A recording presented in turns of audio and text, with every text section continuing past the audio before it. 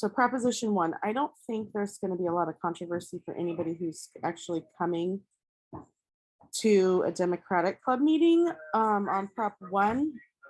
But basically what it does is California's legislature, it already allows for the right to an abortion, but Did you ever close the garage door? I did not, sorry. Oops, I'm sorry. My son just got home from his follow-up doctor's appointment. So what it does is it amends the Constitution so that should we ever flip and become a Republican state, it's ingrained in the Constitution, or it's like written into the Constitution that abortion is a legal right, so that we're not affected by the overturning of Roe. So so on this information, I'm not going to go over everything on this because I think that people can read and this is going to be made available to them. But basically what I just said is that abortion is already a right in California, but it's not a right in our own Constitution, meaning that if our legislature were to ever flip, we would be at risk for having our abortion rights taken away. And so this would prevent that. So if Prop 1 passed, it would put our reproductive freedom as a right in our Constitution. A yes vote means that the Constitution would be changed to expressly include existing rights to reproductive freedom, such as the right to choose whether or not to have an abortion and use contraceptives. A no vote would mean that the California Constitution would be changed to expressly include existing rights to reproductive freedom. These rights, however, would continue to exist under other state law. So there is actually no fiscal impact other than the amount of money it took to put this on the ballot. Abortion rights are already there. This just puts them kind of in stone, I guess. Makes it harder for future legislatures if the opinions change to overturn that right. So here I outlined kind of the major funders and endorsements. Those supporters say Proposition 1 will enshrine the fundamental right to an abortion and a fundamental right to contraception in the California State Constitution. Doctors, nurses, and healthcare providers all agree that yes on 1 is necessary to keep reproductive medical decisions where they belong with individuals and their healthcare providers based on scientific facts and not political arguments. So the opponents, the California Together for No Prop 1, they're saying that women already have the right to choose this under California law and that the Supreme Court ruling did not change this. Prop 1 is not needed to protect women's health or their reproductive rights. And they're saying that it's extremely costly and that it will allow unrestricted late-term abortions and it will punish taxpayers. There are some gross exaggerations in that, but I think that we can get to that when we go to discuss it. So the abortion seekers from outside of California will swamp California resources. So there was only 2 major funders of over $25,000. There were a few people around 10,000, but these are the main contributors: East Valley Republican Women Patriots and the Conservative Action for America PAC, which I actually could find very little information on. I found their FPPC stuff, but there's really, and apparently they've been around for a while, but they have no website, no information. And then they have a plethora of pro-life endorsements, which I didn't look for all the logos because it was becoming time consuming. So I just listed them. And so here are the references so that people can kind of read through the information that I kind of used to put this together. But I think at this time, I think it would be appropriate to open it up to discussion, and we can go back and forth between slides if we need to. Um, if anybody has questions or comments. I can't see hands, by the way, so if you could help with that, Cynthia. Okay.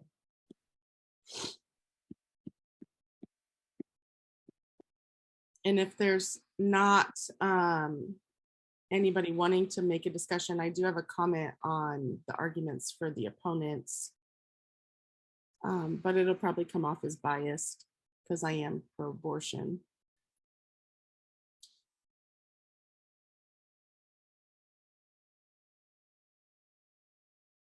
So anyone want to speak up? Anyone have any questions or comments in either direction?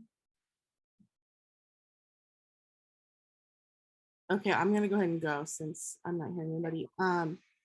I would argue that the opponents, their first argument about it not being needed to guarantee abortion, I would argue that that is technically right, but we're seeing states across the nation change their legislative, have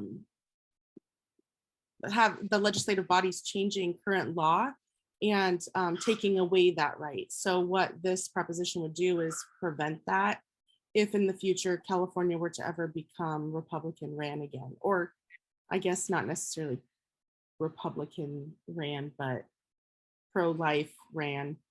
And then on the second argument on it being extremely costly and unrestricted late-term abortions, those are often conservative and pro-life talking points, and they're just blatantly false. Abortions from outside of our state are already going to come to California. This proposition has nothing to do with that.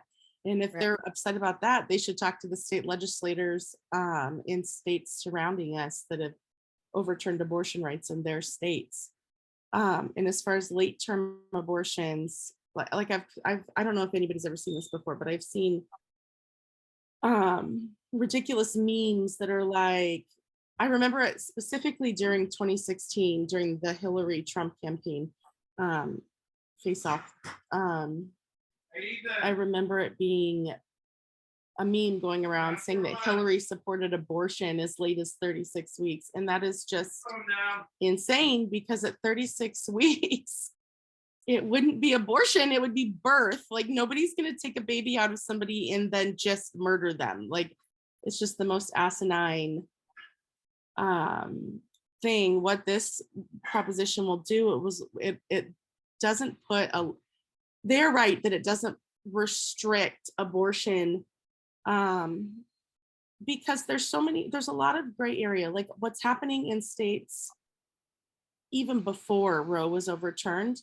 What would happen in states where there was a limit on the 24 weeks, or a limit on abortion past 24 weeks, or sometimes 20 or 22, people who had their 20-week ultrasound a little bit late, like I just remember reading this one story about this poor woman who received, they had missed their first appointment because of some sort of emergency that came up, and then they rescheduled, and it ended up being at like 23 weeks, and they received a non-compatible with life diagnosis. And so she had to choose between getting a second opinion and scheduling her abortion to end the pregnancy within a week. And they chose the second opinion, which is absolutely reasonable. I would do the same. And she chose the second opinion, and it was the same thing. It was not compatible with life. There was no brain development. And and she could feel this child growing inside of her, and she, like, knowing it wasn't going to survive, it like made her incredibly suicidal. And she was a pro-life person until this happened to her, she said. And so were a lot of people in her church, and because of this experience, they changed their view on it. She said that she was so suicidal that people from her church were on basically watch, like they had shifts to sit with her to make sure that she didn't take her own life because she was so incredibly depressed. And so the restrictions aren't to say like, hey, the lack of restrictions aren't to say, hey, yes, now we want third trimester abortions. It's to say that that decision is one to be made between a doctor and a patient, and lawmakers shouldn't have a say in that.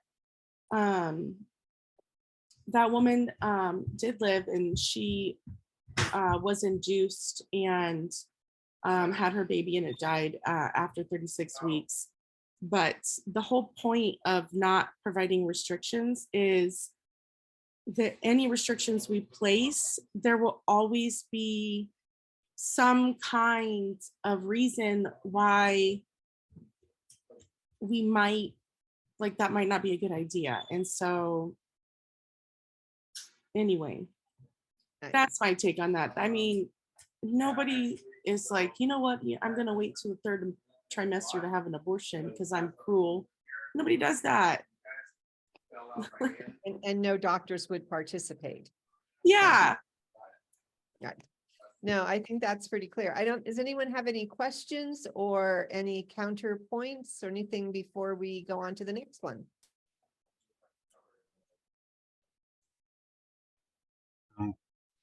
Okay. I think we're good on one. Yeah, I think most of us were pretty clear on that to begin with.